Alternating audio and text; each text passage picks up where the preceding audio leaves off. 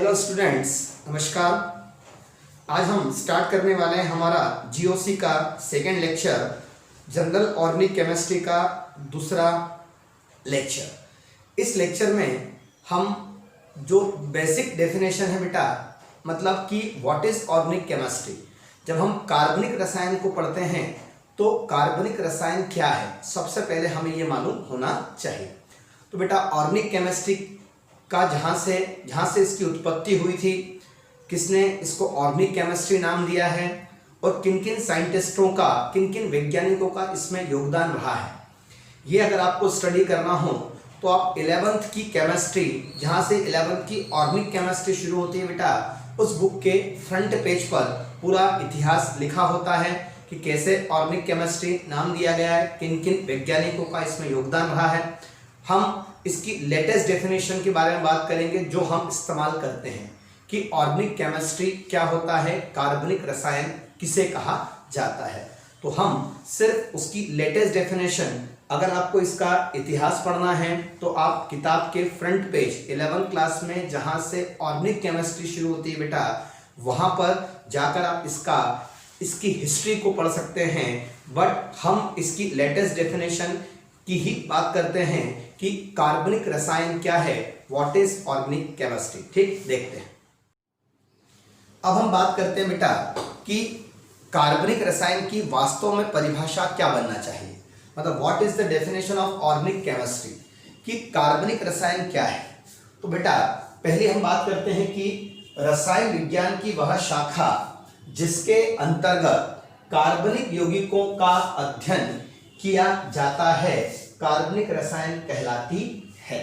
मतलब the branch of chemistry under which organic compounds are studied. Organic compounds मतलब compounds of carbon are studied, या बोल सकते हैं organic compounds are studied is called organic chemistry. मतलब रसायन विज्ञान की वह शाखा जिसके अंतर्गत हम कार्बनिक यौगिकों का अध्ययन करते हैं, कार्बनिक रसायन कहलाती है। The branch of chemistry under which organic compounds are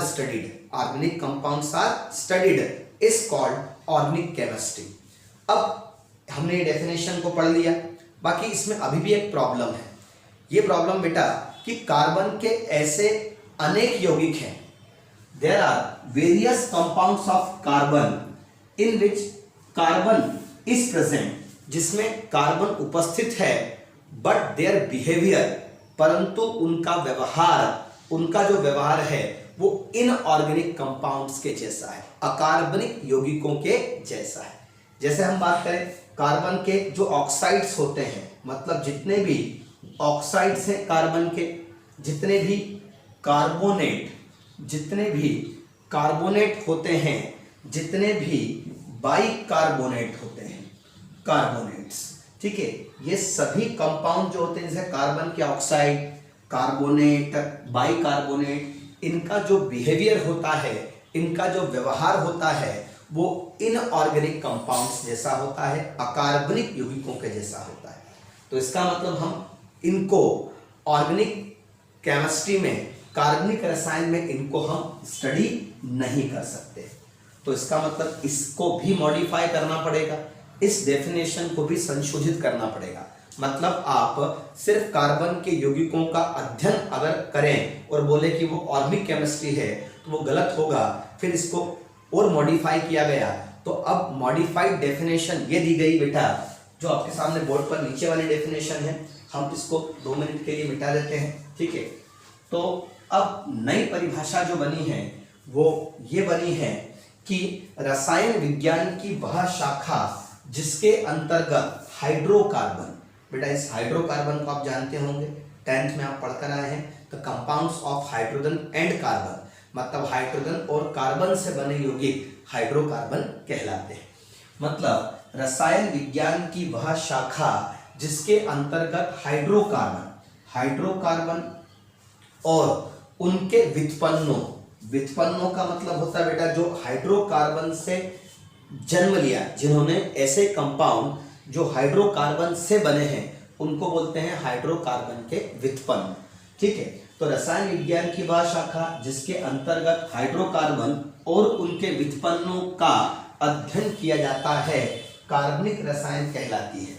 मतलब इंग्लिश में the branch of chemistry under which we study of hydrocarbons. We study of क्या आएगा बेटा, hydrocarbon and their derivatives. And their क्या आएगा, डेरिवेटिव। डेरिवेटिव्स मतलब बेटा जो हाइड्रोकार्बन से ओरिजिनेट होते हैं, जो हाइड्रोकार्बन से जिन्हें बनाया जाता है वो होते हैं डेरिवेटिव्स ऑफ हाइड्रोकार्बन।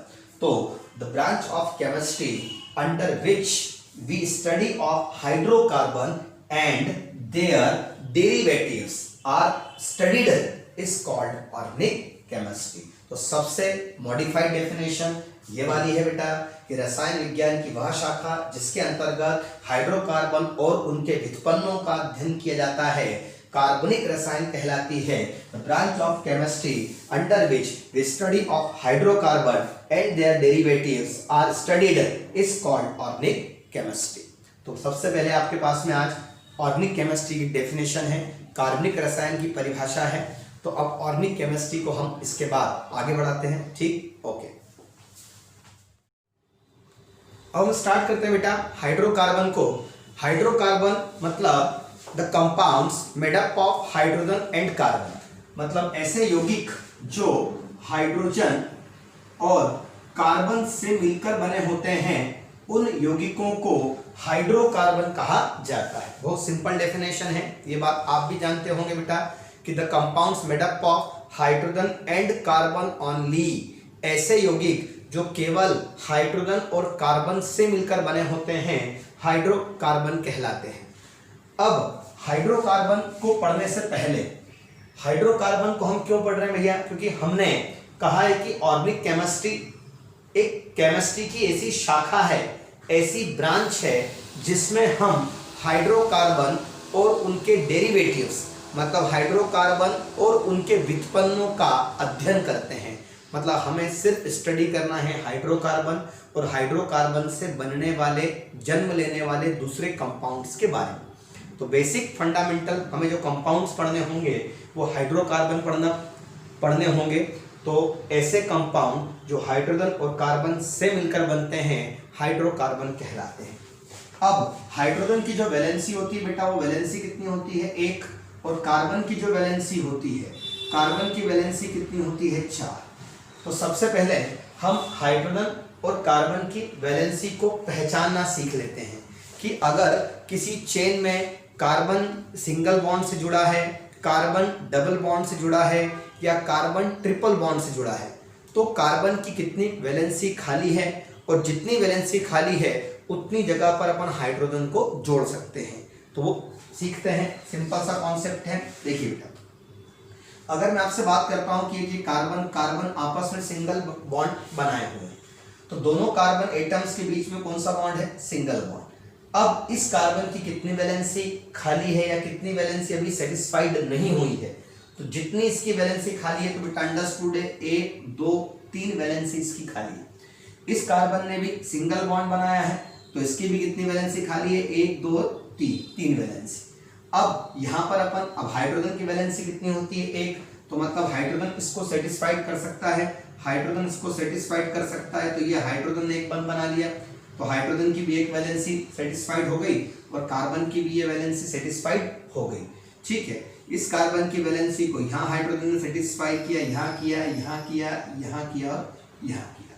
तो इस तरह से हमने कार्बन की 3 वैलेंसी को 3 हाइड्रोजन से सेटिस्फाइड करवा दिया, संतुष्ट करवा दिया और इस कार्बन की भी 3 वैलेंसी को हाइड्रोजन के द्वारा सेटिस्फाइड संतुष्ट करा दिया। ठीक है, अब आपको बस यही सीखना है कि किस कार्बन की कितनी वैलेंसी अभी बची है और किसके पास कितने हाइड्रोजन और जाना चाहिए। ठीक है, इस फॉर्मूले को हम ऐसे भी लिख सकते हैं जैसे CH3, इस कार्बन पर 3 हाइड्रोजन जुड़े हैं तो आप इसको कंडेंस्ड फॉर्म में संघनित रूप में लिख सकते हैं। ये अभी एक्सपांडेड फॉर्म में है, प्रसारित रूप में है, हमने अभी प्रसार करके दिखाया है। आप इसको कंडेंस्ड मतलब संघनित रूप में भी लिख सकते हैं। संघनित रूप में लिखने का मतलब होता है बेटा कि ये जो CH3 है C 1 2 3, तो आप इसको लिख सकते हैं CH3। आप H3 बाहर लिखें तो भी ठीक है, और अगर आप यहाँ लिखते हैं CH3 तो भी ठीक है। बाकी स्टैंडर्ड जो होता है बेटा, अगर कॉर्नर का कार्बन है तो आप तीनों H बाहर लिखें तो ज्यादा अच्छा होगा इस तरह से। तो CH3 फिर सिंगल बॉन्ड, ताकि ये बॉन्ड दिखता है, CH3 सिंगल बॉन्ड, यहाँ पर C आ जाएगा और उसके साथ फिर 3 H लगे हुए हैं, तो CH3 सिंगल बॉन्ड CH3। तो मतलब ये दोनों फार्मूलों के बेटा नाम है। इसका नाम होता है, इस फार्मूले को बोलते हैं, ठीक है, ये जो फार्मूला होता है इस फार्मूले को हम बोलते हैं एक्सपांडेड स्ट्रक्चरल फार्मूला, मतलब प्रसारित संरचना सूत्र, एक्सपांडेड। और ये जो है ये होता है कंडेंस्ड स्ट्रक्चरल फार्मूला, संघनित संरचना सूत्र। ठीक है, अभी हम इसके आगे बात करेंगे। चलिए एक और एग्जांपल लेते हैं, सिंपल एग्जांपल नंबर 2। जैसे एक कार्बन 2 कार्बन 3 कार्बन इस तरह से कनेक्ट है। तो अब इस कार्बन की कितनी वैलेंसी बची बेटा? तो इस कार्बन ने कितने बंध बनाए हैं? एक। मात्र इस कार्बन ने सिर्फ एक बॉन्ड बनाया है, तो इस कार्बन की कितनी वैलेंसी बचेगी? 3।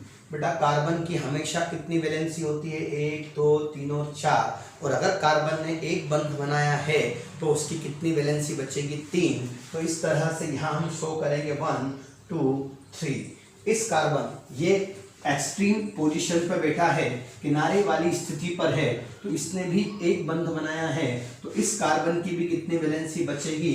3। यहाँ पर आएगा 1 2 और 3। हमेशा याद रखना, ऐसा कार्बन जो एक्सट्रीम पोजीशन पर है, किनारे वाली स्थिति पर है, और उसने मात्र एक बंध बनाया है, सिर्फ एक बॉन्ड बनाया है, तो उस कार्बन की हमेशा कितनी वैलेंसी खाली होगी? 3।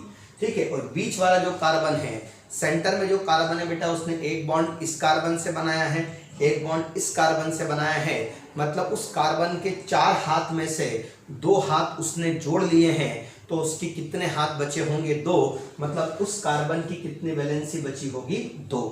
तो इस तरह से यहाँ भी अपन एक हाइड्रोजन को जोड़ देंगे, यहाँ भी हाइड्रोजन को, यहाँ भी हाइड्रोजन को, यहाँ भी हाइड्रोजन, यहाँ भी हाइड्रोजन, यहाँ भी और यहाँ। तो इस तरह से यहाँ पर आपने देखा। अब इसको अगर आप कंडेंस्ड स्ट्रक्चरल फार्मूले में लिखना चाहते हैं, संघनित संरचना सूत्र, ये एक्सपांडेड है क्योंकि आपने प्रसार करके लिखा है। तो एक्सपांडेड में किस तरह, उसमें आपका कंडेंस्ड फार्मूले में किस तरह से बनेगा?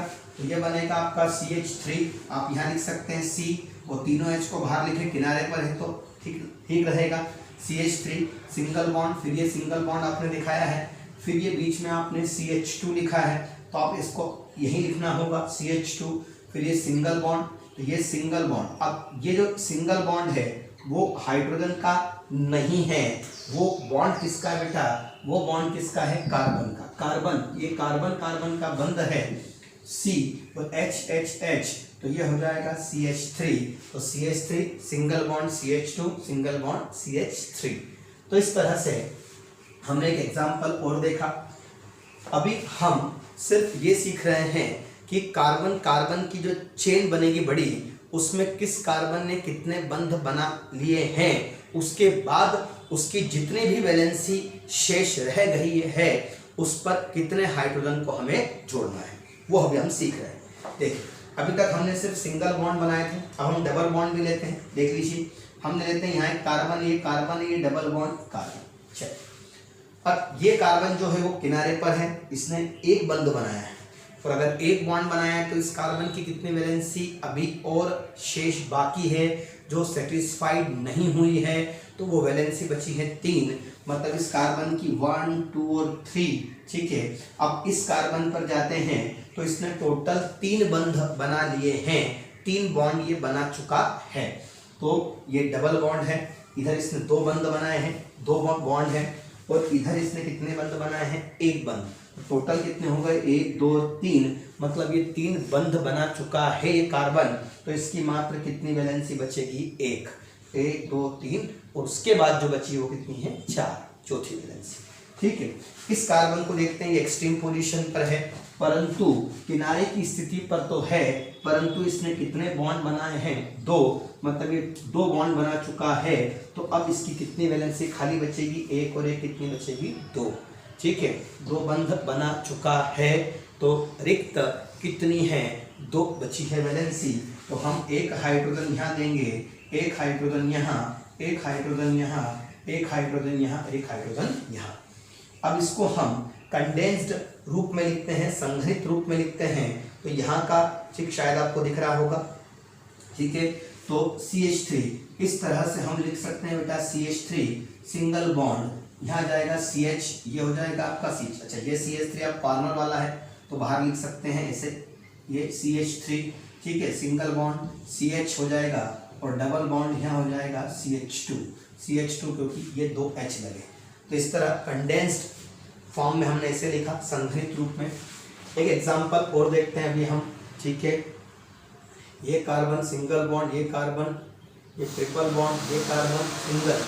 चलिए, तो इस कार्बन की, ये कार्बन ने एक बॉन्ड बनाया है, इस कार्बन ने एक बॉन्ड बनाया है इस कार्बन के साथ, तो इसकी वैलेंसी कितनी बचेगी, 1 2 और 3, ठीक है। और ये एक्सट्रीम पोजीशन का कार्बन है, एक बंध बनाया है, तो इसकी भी कितनी वैलेंसी बचेगी, 3।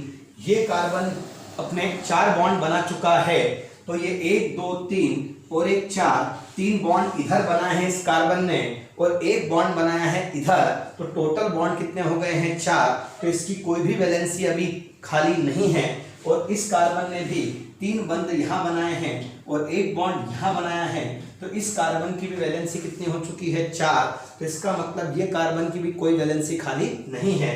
तो इस तरह से हम यहाँ एक हाइड्रोजन, यहाँ हाइड्रोजन, इस तरह से हाइड्रोजन को दे सकते हैं और इस तरह इसको कंडेंस्ड फॉर्म में लिख सकते हैं, CH3 single bond triple C single bond C triple bond, ये सिंगल बॉन्ड CH3। तो इस तरह से हमने कार्बन की वैलेंसी को सेटिस्फाइड करना सीखा कि हाइड्रोजन के सहायता से हम कार्बन की वैलेंसी को कैसे सेटिस्फाइड करते हैं। आपको एक बात समझ में आ चुकी है, कोई कार्बन जितने बॉन्ड से जुड़ चुका है, मतलब कार्बन की टोटल वैलेंसी कितनी होती है, 4, टोटल वैलेंसी होती है 4, और हाइड्रोजन की वैलेंसी कितनी होती है, 1। हम हाइड्रोजन की एक वैलेंसी को कार्बन की वैलेंसी से सेटिस्फाइड करते हैं। तो कार्बन जब अपनी चेन बनाता है तो उसमें वो जितने बॉन्ड बना चुका है, उसके बाद उसकी जितनी वैलेंसी शेष और बची होती है, तो उस वैलेंसी को हम हाइड्रोजन की सहायता से सेटिस्फाइड कराते हैं। क्योंकि अभी हम केवल स्टडी कर रहे हैं हाइड्रोकार्बन, मतलब सिर्फ ऐसे कंपाउंड जो हाइड्रोजन और किससे मिलकर बने हैं, कार्बन से, ठीक। तो अब हम इसके आगे की बात करते हैं, ठीक है। अब हम स्टार्ट करते हैं बेटा हाइड्रोकार्बन और उसका क्लासिफिकेशन। सबसे पहले आप डेफिनेशन लिखें बेटा हाइड्रोकार्बन की, कि हाइड्रोकार्बन की परिभाषा क्या होती है। से बच्चे डेफिनेशन को लिखेंगे, हाइड्रोकार्बन की डेफिनेशन। चलिए, हाइड्रोकार्बन की डेफिनेशन क्या होती है बेटा, कि ऐसे यौगिक जो केवल कार्बन एवं हाइड्रोजन से मिलकर बने होते हैं, हाइड्रोकार्बन कहलाते हैं। The compounds which are made up of only hydrogen and carbon are called hydrocarbon कहलाते हैं। अभी जो हाइड्रोकार्बन होते हैं बेटा, ये हाइड्रोकार्बन को हमने 2 तरह से डिवाइड किया हुआ है। हाइड्रोकार्बन 2 तरह के होते हैं, 2 प्रकार के होते हैं। एक होता है सैचुरेटेड हाइड्रोकार्बन, संतृप्त हाइड्रोकार्बन, और एक होते हैं असंतृप्त हाइड्रोकार्बन, अनसैचुरेटेड हाइड्रोकार्बन। अब संतृप्त हाइड्रोकार्बन क्या होते हैं बेटा, संतृप्त हाइड्रोकार्बन जिसमें जितने भी कार्बन परमाणु हैं, ऐसे यौगिक, ऐसे कंपाउंड जिसमें प्रत्येक कार्बन परमाणु दूसरे कार्बन परमाणु के साथ, ठीक है, मतलब सारे के सारे कार्बन एटम्स जो होते हैं वो एक दूसरे के साथ सिंगल बॉन्ड, एकल बंध के द्वारा जुड़े होते हैं, ठीक है, सैचुरेटेड हाइड्रोकार्बन कहलाते हैं। अब जब वो कार्बन परमाणु जुड़ते हैं तो वो ओपन चेन भी बना सकते हैं सिंगल बॉन्ड से, या सिंगल बॉन्ड से वो क्लोज चेन भी बना सकते हैं। मतलब ये भी सैचुरेटेड हाइड्रोकार्बन होगा और ये भी सैचुरेटेड हाइड्रोकार्बन होगा। मतलब संतृप्त हाइड्रोकार्बन जो होते हैं बेटा, जिसमें सभी कार्बन परमाणु, all the carbon atoms attach together by single covalent bond, मतलब या सिंगल बॉन्ड भी बोल सकते हैं आप, single bond, are called saturated hydrocarbon, संतृप्त हाइड्रोकार्बन कहलाते हैं। जिनमें सभी कार्बन परमाणु एकल सहसंयोजी बंध के द्वारा जुड़े होते हैं, चाहे वह ओपन चेन में जुड़े हों, चाहे उन्होंने अपनी क्या बनाई हुई हो, क्लोज्ड चेन, मतलब वो कहे जाएंगे सैचुरेटेड हाइड्रोकार्बन। अब जितने भी सैचुरेटेड हाइड्रोकार्बन्स होते हैं बेटा, उनकी रिएक्टिविटी कम होती है, लेस रिएक्टिविटी होती है, कम क्रियाशीलता होती है, इसलिए इन्हें पैराफिन्स भी कहा जाता है। इन्हें पैराफिन्स भी कहा जाता है, मतलब सैचुरेटेड हाइड्रोकार्बन जो होते हैं उनको हम पैराफिन्स, मतलब हिंदी में हम इनको पैराफिन भी कहा जाता है, पैराफिन्स। तो अब बेटा सैचुरेटेड हाइड्रोकार्बन जो होते हैं वो होते हैं अल्केन्स। क्या होते हैं? अल्केन्स। इन्हें अल्केन्स के का नाम भी दिया जाता है।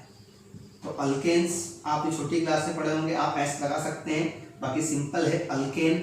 अल्केन जितने भी हैं, मतलब हिंदी में हम लिख सकते हैं अल्केन, वो सभी अल्केन सैचुरेटेड हाइड्रोकार्बन होते हैं। अब वो ओपन चेन वाले भी हो सकते हैं, ओपन चेन अल्केन या क्लोज्ड चेन अल्केन। जितने भी क्लोज्ड चेन अल्केन होते हैं जिसमें समस्त carbon atoms, all the carbon atoms formed, ठीक है, असाइक्लिक चेन मतलब एक चक्रीय संरचना बनाते हैं, बाकी उस चक्रीय संरचना में सभी कार्बन एटम सिंगल बॉन्ड से ही जुड़े होते हैं, तो उसे हम बोलते हैं साइक्लोअल्केन। मतलब अल्केन के आगे हम एक शब्द लगा देते हैं साइक्लोअल्केन। तो सिंपल सिंगल बॉन्ड से जुड़े हों और ओपन चेन बनाई हो तो सिर्फ अल्केन, और अगर क्लोज चेन बनाई हो तो साइक्लोअल्केन। अभी हम इसके बारे में चर्चा करेंगे, ठीक है। तो सैचुरेटेड हाइड्रोकार्बन आपको समझ में आ गया, जिसमें कार्बन और कार्बन के बीच में कौन सा बॉन्ड होना चाहिए? Single bond. अब आते हैं हम अनसैचुरेटेड हाइड्रोकार्बन, असंतृप्त हाइड्रोकार्बन। अल्केन की पहचान हम लिखते हैं सिंगल बॉन्ड, कार्बन कार्बन के बीच में कौन सा बॉन्ड हो जाएगा बेटा? Single bond. अब अनसैचुरेटेड हाइड्रोकार्बन जो होते हैं वो दो तरह के होते हैं बेटा। अनसैचुरेटेड हाइड्रोकार्बन जो होते हैं वो दो प्रकार के होते हैं। एक होता है बेटा जिसको बोलते हैं अपन अल्कीन, और एक होते हैं जिसको हम बोलते हैं अल्काइन। अल्कीन हिंदी में लिख सकते हैं आप इस तरह से अल्कीन, और इसको हम बोल सकते हैं अल्काइन।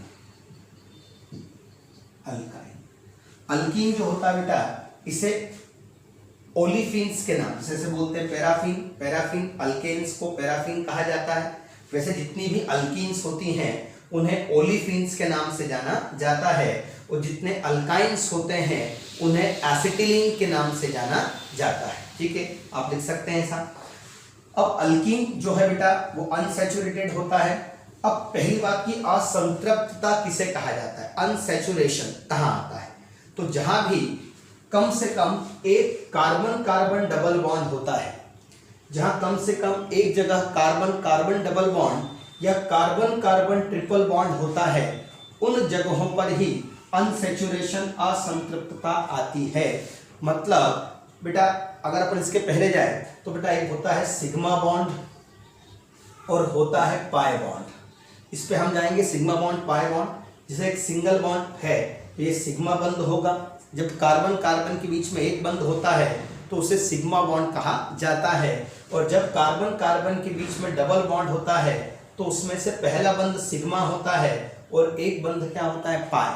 मतलब कार्बन कार्बन के बीच में अगर पाई बॉन्ड है तभी अनसैचुरेशन आएगा, तभी असंतृप्तता आएगी। जब कार्बन कार्बन के बीच में कौन सा बंध आएगा? पाई बॉन्ड आएगा, सिग्मा बॉन्ड आएगा तो सैचुरेटेड है, और अगर पाई बंध आ गया तो वो अनसैचुरेटेड हाइड्रोकार्बन के अंतर्गत आएगा। आप ऐसा समझ सकते हैं कि कार्बन कार्बन के बीच में डबल बॉन्ड या कार्बन कार्बन के बीच में ट्रिपल बॉन्ड अगर कंपाउंड में आ गया है तो वो कंपाउंड जो होगा वो अनसैचुरेटेड हाइड्रोकार्बन होगा, जिसमें जब कार्बन से कार्बन डबल बॉन्ड से जुड़ा होगा तो हम उसे अल्कीन कहेंगे, और जब कार्बन कार्बन के बीच में ट्रिपल बॉन्ड होगा तो हम उसे अल्काइन कहेंगे।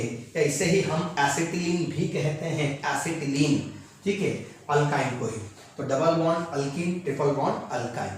एक बात यहाँ पर हम क्लियर कर लें पहले ही कि जैसे कंपाउंड है आपके पास में CH3 single bond C double bond OCH3, तो अब ये देखिए कि यहाँ पर डबल बॉन्ड आ गया, तो आप बोलेंगे सर कि ये अनसैचुरेटेड कंपाउंड है, असंतृप्त यौगिक है। नहीं बेटा, ये अनसैचुरेटेड नहीं है, क्योंकि यहाँ तो कार्बन है परंतु यहाँ क्या है, ऑक्सीजन, मतलब ये नॉन कार्बन एटम है, ये कार्बन परमाणु नहीं है। डबल बॉन्ड किसके बीच में है, कार्बन और नॉन कार्बन।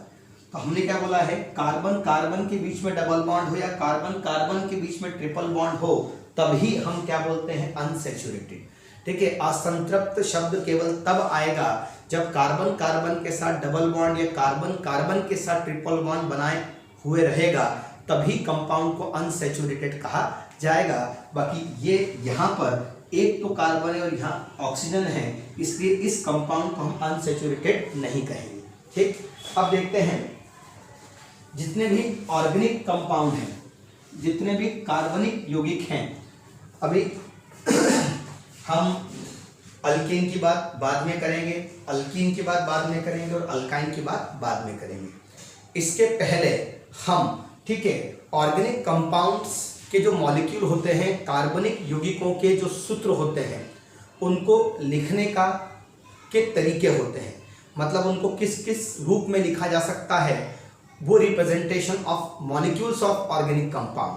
तो अपन अब पढ़ते हैं रिप्रेजेंटेशन ऑफ ऑर्गेनिक कंपाउंड्स। ठीक है, चलिए बेटा, अब हम सीख रहे हैं representation of molecules of organic compounds, मतलब जितने भी ऑर्गेनिक कंपाउंड्स के मॉलिक्यूल्स हैं उनका ऑर्गेनिक केमिस्ट्री में रिप्रेजेंटेशन कैसे किया जाता है।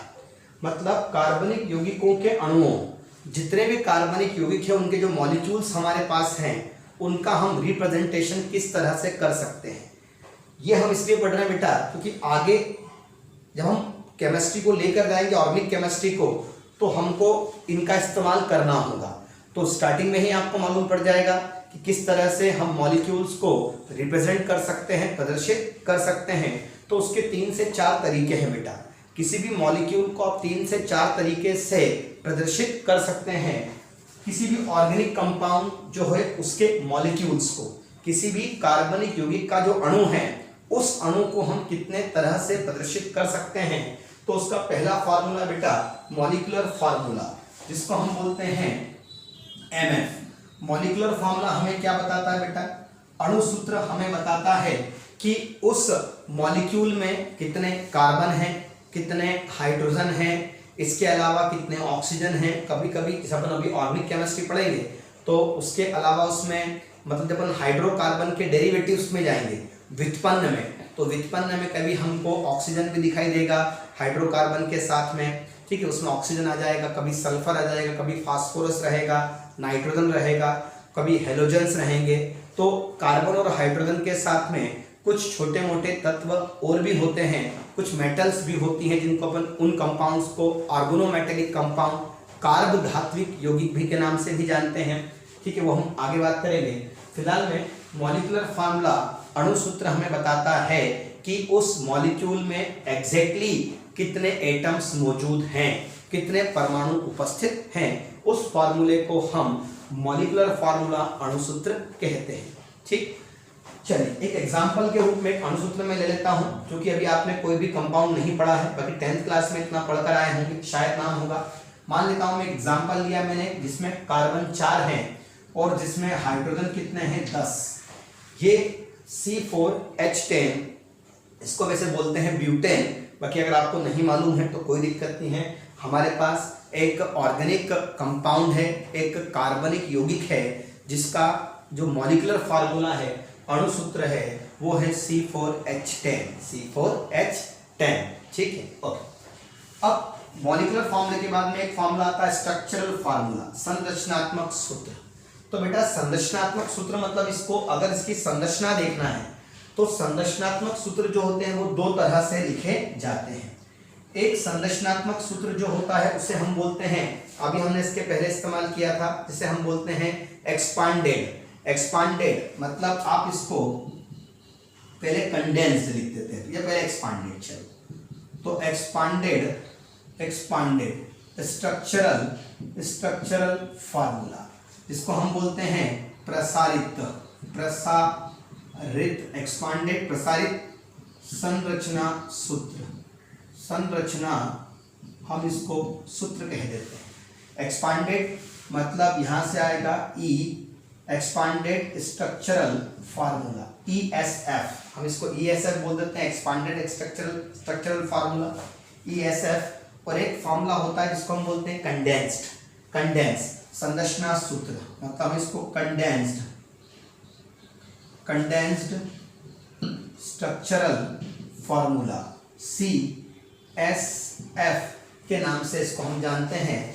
हिंदी में लिख सकते हैं संघनित, संघनित संरचना सूत्र, ठीक है। अब एक्सपांडेड फार्मूला कैसे बनता है और कंडेंस्ड जो फार्मूला होता है वो किस तरह से बनता है, हम जरा इनकी बातें कर लेते हैं। इधर देखिए, फॉर्मूला हमने अभी लिखा बोर्ड पर आपके सामने C4H10, तो उसका एक्सपांडेड स्ट्रक्चरल फार्मूला कैसे बनेगा, प्रसारित संरचना सूत्र किस तरह से बनेगा। तो हम इसका प्रसार कर लेते हैं, जिसमें चारों कार्बन सिंगल बॉन्ड से जुड़े बेटा, ये 1 2 3 और 4, 1 2 3 और 4, चारों कार्बन के बीच में हमने सिंगल बॉन्ड लगा दिया। बच्चे अब आप पूछोगे सर आपको कैसे मालूम सिंगल बॉन्ड, बेटा ये अल्केन का फार्मूला है, क्योंकि आपने अभी नहीं पढ़ा है, ठीक है। जिसने पढ़ा होगा उसको मालूम होगा C4H10। हम इस कॉन्सेप्ट को अभी आगे पढ़ेंगे, अभी फिलहाल में चारों के बीच में हमने सिंगल बॉन्ड लगा दिया है। इसकी 1 2 3 वैलेंसी खाली, इसकी 2 वैलेंसी खाली, क्योंकि बीच वाले कार्बन की हमेशा कितनी वैलेंसी खाली होती है, 2, ठीक है। ये बीच वाला कार्बन है, 2 वैलेंसी खाली, इसने एक बॉन्ड बनाया, इसकी 1 2 3 खाली। यहाँ पर एक हाइड्रोजन देंगे, इस तरह से ये hydrogen hydrogen hydrogen hydrogen hydrogen hydrogen और हाइड्रोजन। अब देखिए 1 2 3 4 5 6 7 8 9 10 हाइड्रोजन। ये जो फार्मूला है ये मॉलिक्यूलर फार्मूला है, ये इसका expanded structural formula ESF, ESF मतलब प्रसारित संरचना सूत्र। अब इसका कंडेंस्ड कैसे बनाएंगे, तो कंडेंस्ड मैंने सिखाया था, ये CH3 आप ऐसे लिख सकते हैं, CH3, फिर सिंगल बॉन्ड, फिर आप क्या लिखना पड़ेगा, बोले सर CH2, तो आप CH2 लिख सकते हैं, फिर सिंगल बॉन्ड है, फिर आप क्या लिख सकते हैं, तो CH2 लिख सकते हैं, CH2, फिर सिंगल बॉन्ड, और आखिरी में आप क्या लिख सकते हैं, CH3। तो इस तरह से ये कंडेंस्ड स्ट्रक्चर, ये हम बहुत ही कम इस्तेमाल करते हैं। जनरली हम कंडेंस्ड स्ट्रक्चरल फॉर्मूला मतलब CSF ही इस्तेमाल करते हैं, जिसमें हमें लॉजिकली मालूम रहता है कि जिस कार्बन ने एक बॉन्ड बनाया उसके पास 3H देना है, जिस कार्बन ने 2 बंध बनाए उसके पास 2H देना है, और जिस कार्बन ने 3 बंध बना लिए हैं, इसमें नहीं है, अगर बना लिए हैं तो उसको कितना H देना है, 1H। तो लॉजिक समझ में आएगा।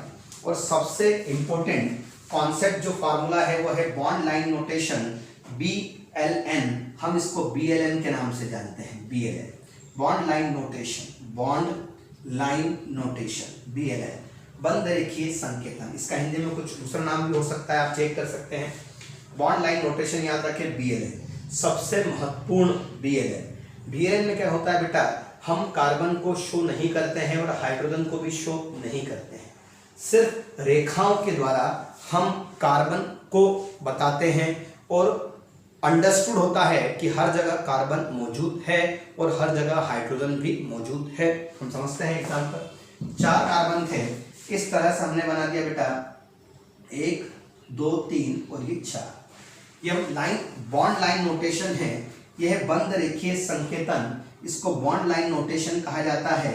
इसमें देखिए आप कि यहाँ पर एक्सट्रीम पोजीशन पे यहाँ पर एक कार्बन है, ये एक्सट्रीम पोजीशन यहाँ पर एक कार्बन है, जितने भी डेप्थ होते हैं गहराई वहाँ एक कार्बन होता है, और जितने भी ठीक है मतलब पीक होते हैं, शिखर होते हैं, वहाँ पर भी क्या होता है, कार्बन।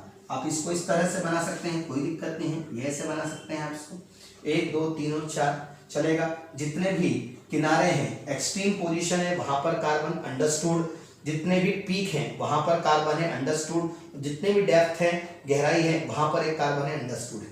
अब यहाँ पर जितने बंध बन चुके हैं, जैसे यहाँ पर एक कार्बन है, तो इस कार्बन ने कितना बंध बनाया है, जैसे ये कार्बन है, तो इस कार्बन ने कितने बंध बना लिए हैं, 1, ये एक बॉन्ड बना चुका है, तो अंडरस्टूड है यहाँ पर कितने हाइड्रोजन होंगे, 3।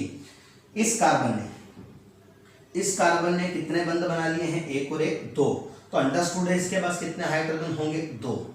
इस कार्बन ने कितने बंध बना लिए बेटा, दो। तो अंडरस्टूड है इसके पास कितने हाइड्रोजन होंगे, दो। और इस कार्बन ने कितना बंध बनाया है, एक। तो अंडरस्टूड है इसके पास कितने हाइड्रोजन होंगे, तीन। मतलब आपको कार्बन भी नहीं शो करना है और हाइड्रोजन भी शो नहीं करना है, केवल बॉन्ड लाइन नोटेशन, बंध रेखीय संकेतन बताना है, BLN। मतलब आपको 4 कार्बन हैं तो आपने ऐसा बना दिया इसको इस तरह से। तो अंडरस्टूड है 1 2 3 और 4 कार्बन हैं। यहाँ सिंगल बॉन्ड है, इन दोनों कार्बन के बीच सिंगल बॉन्ड, इनके बीच सिंगल बॉन्ड। और अंडरस्टूड है कि इस कार्बन ने 2 बंध बनाए हैं, तो मतलब यहाँ 2 हाइड्रोजन मौजूद हैं। इस कार्बन ने 2 बंध बनाए हैं, मतलब यहाँ 2 हाइड्रोजन मौजूद हैं। इस कार्बन ने 1 बंध बनाया है, मतलब यहाँ पर 3 हाइड्रोजन मौजूद हैं। और इस कार्बन ने भी 1 बंध बनाया है, मतलब यहाँ पर कितने हाइड्रोजन मौजूद हैं, 3। तो बात समझ में आ गई, BLN। अब हम कुछ मैं आपको BLN देता हूँ, मतलब बॉन्ड लाइन नोटेशन, और हम उसकी प्रैक्टिस करते हैं कि BLN से हम बनाते हैं CSF, मतलब कंडेंस्ड स्ट्रक्चरल फार्मूला। मैं आपको ये दूंगा, हम ये फार्मूला लिखेंगे BLN का, और साथ में कंडेंस्ड स्ट्रक्चरल फार्मूला लिखेंगे, ताकि हमें इसकी प्रैक्टिस होगी। इसका इस्तेमाल तो हम बहुत कम करते हैं। Main formula bond line notation और कंडेंस्ड स्ट्रक्चरल फार्मूला CSF की बात करना है, ठीक है। चलिए आइए देखते हैं अपन इसको आगे। हम इसको इसके एग्जाम्पल देखते हैं। तो कुछ एग्जाम्पल देखिए, आप अपनी कॉपी में हेडिंग लगा सकते हैं कि एक तरफ लिख सकते हैं बॉन्ड लाइन नोटेशन BLN, और एक तरफ लिख सकते हैं BLN के साथ साथ में CSF, कंडेंस्ड स्ट्रक्चरल फार्मूला। मतलब यहाँ पर BLN और यहाँ कंडेंस्ड स्ट्रक्चरल फार्मूला। अब BLN, सिंपल BLN लेते हैं बेटा अपन, ये लिया अपन ने एक सिंगल। अब इसका CF किस तरह से बनेगा, CSF कंडेंस्ड।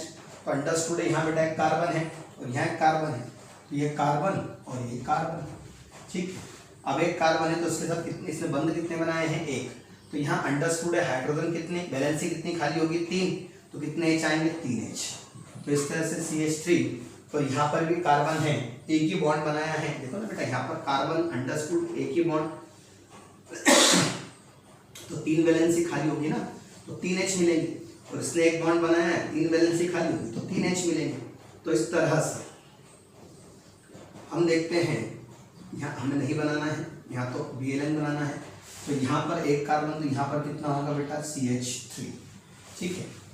एक और इस्तेमाल करते हैं, फर्स्ट नंबर पर बनाया, सेकंड नंबर का अपन इस्तेमाल करते हैं कि एग्जाम्पल अपन लेते जाते हैं।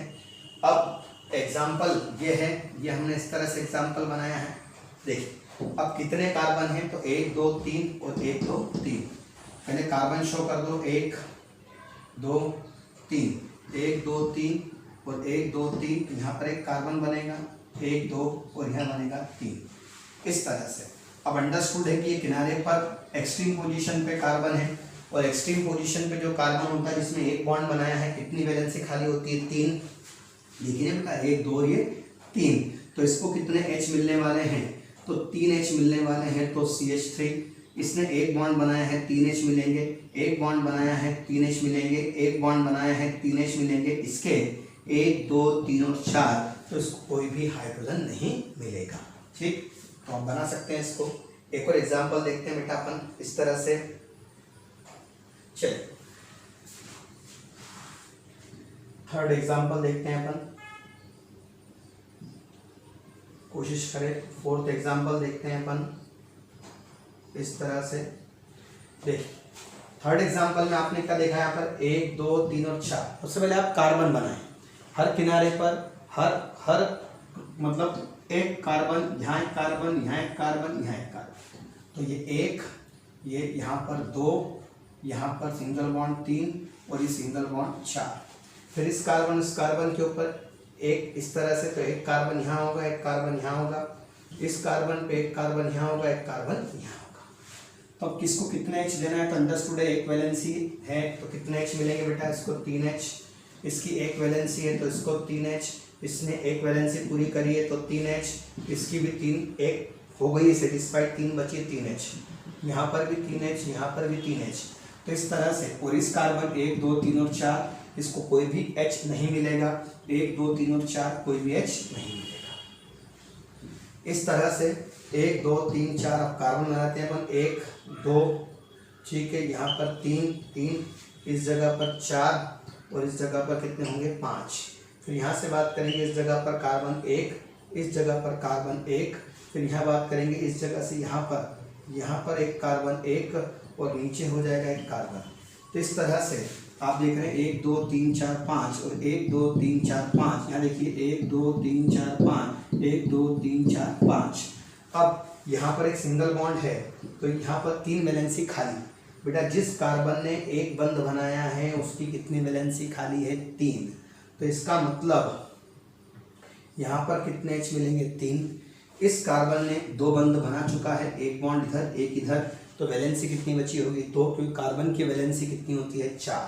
तो यहाँ पर हो जाएगा CH2, ठीक है। वैसे ये कार्बन एक बंध बनाया है तो CH3, 2 बंध बनाए हैं, इसने 2 बनाए हैं तो CH2, इस कार्बन ने एक बंध बनाया है CH3, इस कार्बन ने 2 बंध बनाए हैं तो CH2, इसने 2 बंध बनाए हैं तो CH2, इसने एक बंध बनाया है इसलिए CH3, 1 2 3 और 4, चारों बंध बना चुका है, इसको एक BH नहीं मिलेगा।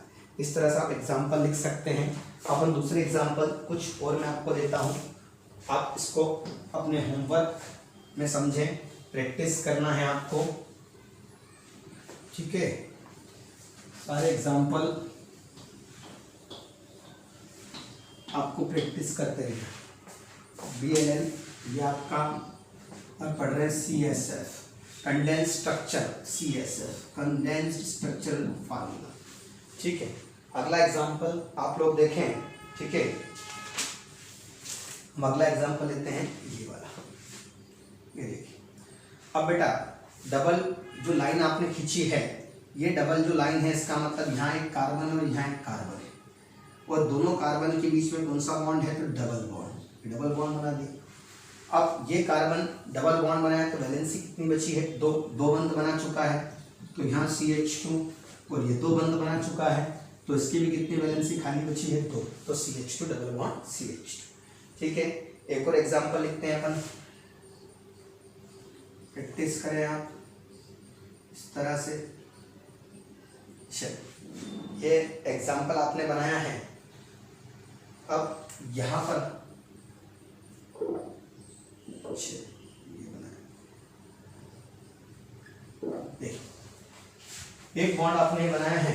अब यहाँ देखते हैं कि यहाँ पर एक कार्बन एटम है, ठीक है, ये कार्बन है, यहाँ पर ये कार्बन 1 2 कार्बन, चलिए ये कार्बन है 2 कार्बन, यहाँ 3, यहाँ 4, एक कार्बन यहाँ है, एक कार्बन यहाँ, इस तरह 2 3, तो 1 2 3, बीच में 1 2, ये 1 2, 1 2 3 और ये 1 2 3, इनके बीच में यहाँ पर सिंगल बॉन्ड लगा दो, इन दोनों के बीच में डबल बॉन्ड लगा दो, और इस तरह से यहाँ पर एक सिंगल बॉन्ड, ये सिंगल है डबल नहीं आएगा बेटा, ये डबल नहीं आएगा, अंडरस्टूड है। 1 2 3 और 4, ठीक है, यहाँ सिंगल बॉन्ड लगाना है और यहाँ पर एक बॉन्ड लगा दिया और यहाँ लगा दिया और यहाँ डबल बॉन्ड लगा दिया। इस तरह से ये हमने इसका CF बना लिया। कितने किसको हाइड्रोजन मिलेंगे, तो ये डबल बॉन्ड से जुड़ा है, तो यहाँ पर हो जाएगा CH2, क्योंकि 2 वैलेंसी खाली है इसकी, 1 2 3 और 4, इसकी कोई वैलेंसी खाली नहीं, एक बॉन्ड बनाया है इसलिए CH3,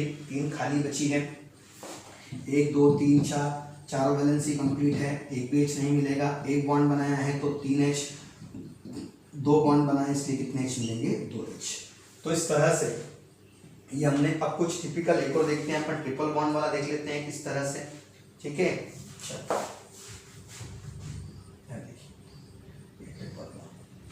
ये ट्रिपल बॉन्ड वाला जो बनाया है बेटा अपन ने, यहाँ पर इसको आपने ऐसे नहीं बनाया, आप इसको कभी भी ऐसे नहीं बना सकते।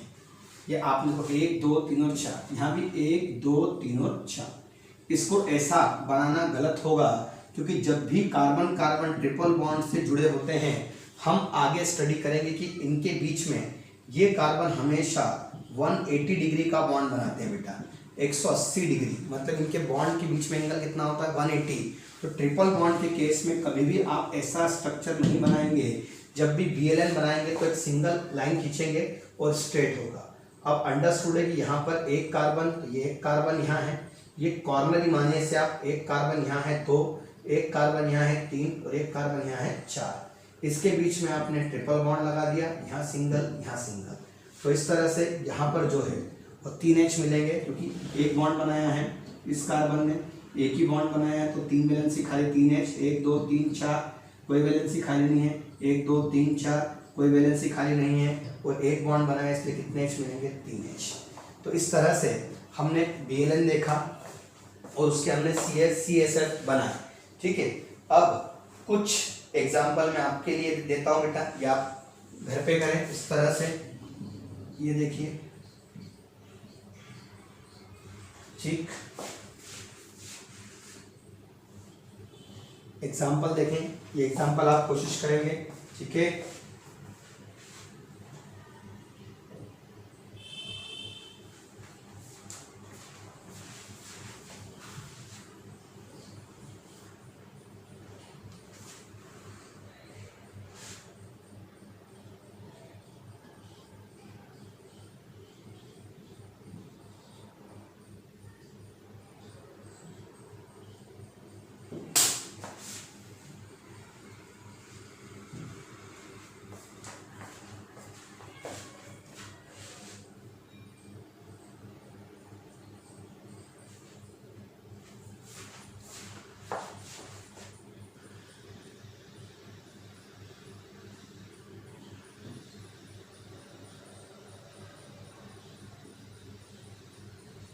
अच्छा, तो ये आपका होमवर्क, ये भी होमवर्क है और ये भी होमवर्क। इस तरह से हमने हमारे इस लेक्चर में, कंप्लीट लेक्चर में, केवल ऑर्गेनिक केमिस्ट्री का फंडामेंटल कॉन्सेप्ट देखा कि ऑर्गेनिक केमिस्ट्री क्या होती है, कार्बनिक रसायन क्या होता है, ये हमने देखा।